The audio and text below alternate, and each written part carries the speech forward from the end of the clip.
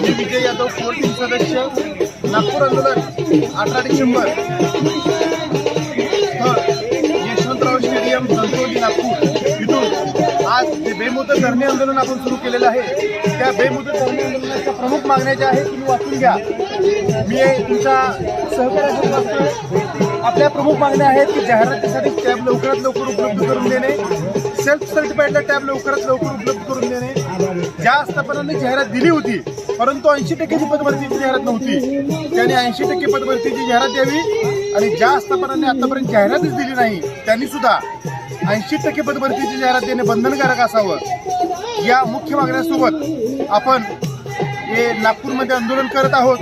आपल्या आंदोलनाचा पहिला दिवस आणि माननीय तुषारदादा देशमुख यांच्या अध्यक्षतेखाली संदीप कांबळे सर यांच्या मार्गदर्शनाखाली तसेच आपले मान्यवर संदीप भोसले सर यांच्या मार्गदर्शनाखाली आपण कोर टीम आणि सर्वसामान्य वेगवेगळ्या यांच्या मार्फत जो हा लढा उभा केलेला आहे त्या लढ्याचा आज पहिला दिवस आहे। आज पहिल्या दिवशी जो टेंट आपण घेतला होता एक 10 बाय 15चा टेंट घेतला होता तो टेंट कमी पडून आपल्याला शेजारचा एक मोकळा टेंट आपल्यामध्ये वाढवावा लागला कारण अभियोग्यताधारकांची संख्या सकाळी दुपारी 12 वाजल्यापासून ही सतत वाढत आहे। आताही कित्येक अभियोग्यताधारक सध्या ट्रॅव्हल करत आहेत आणि या भागातले विशेषतः विदर्भातले जे अभियोग्यताधारक आहेत मोठ्या संख्येने इथं हजर राहत आहेत। इथं आंदोलनाच्या ठिकाणी आयोजित केल्याप्रमाणे आपण राहण्याची, खाण्याची, चहाची सर्व व्यवस्था केलेली आहे।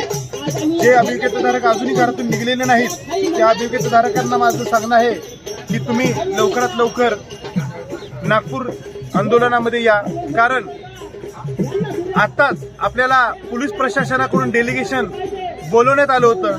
त्या डेलिगेशनला सांगण्यात आलं होतं की अतुल सावे सर तुम्हाला भेटतील परंतु आपल्या आंदोलकांची आपल्या कोर टीमची मुख्य मागणी आहे की मुख्यमंत्री किंवा होणारे शिक्षण मंत्र्यांची आमची भेट घालून द्या कारण जिथं आपले प्रॉब्लेम सॉल्व्ह होतात तिथं बोलण्यामध्ये जास्त अनुचित असतं किंवा ते उचित असतं। जिथं प्रॉब्लेम आपले सॉल्व्ह होतील तिथंच बोलणं उचित असतं।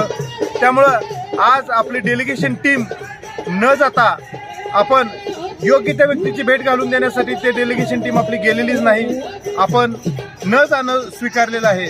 तर महाराष्ट्रातील बाकीच्या तमाम अभियोग्यताधारकांना माझी विनंती आहे की तुम्ही खास करून जे विदर्भातले आहेत ज्यांनी आतापर्यंत आंदोलनामध्ये भेट दिलेली नाही त्यांनी आंदोलनस्थळी हजर राहावं कारण तुम्ही येऊन जाऊनही करू शकताय कारण आंदोलनस्थळ हे मुख्य